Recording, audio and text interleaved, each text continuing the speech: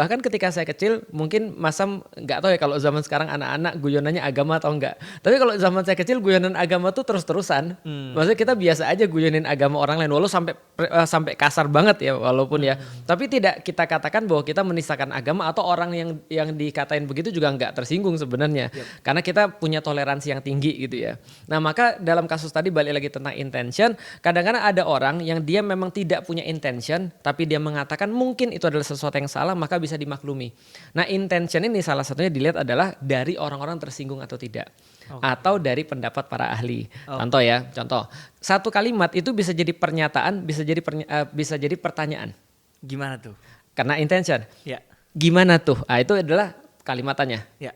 Kalau gimana tuh? Itu kayaknya menyelidiki. Atau mempertanyakan. Iya deh lu hebat.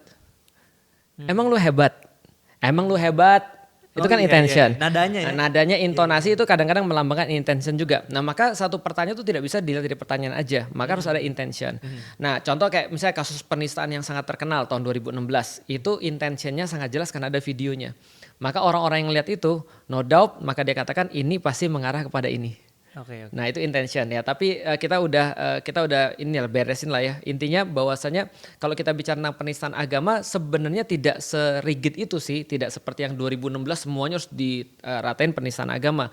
Kalau saya melihat sekarang lebih kepada ada beberapa orang yang merasa bahwa dirinya adalah perwakilan agama.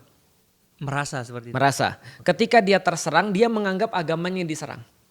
Atau ketika ada orang yang nggak suka sama dia, dia merasa orang itu nggak suka sama agamanya. Padahal orang tuh nggak suka sama dia. Iya. Ada orang bilang Felix tuh penipu. Lalu saya bilang, loh kamu bilang saya penipu, saya ini muslim loh. Berarti kamu bilang seluruh muslim penipu? Nggak gitu juga sih sebenarnya.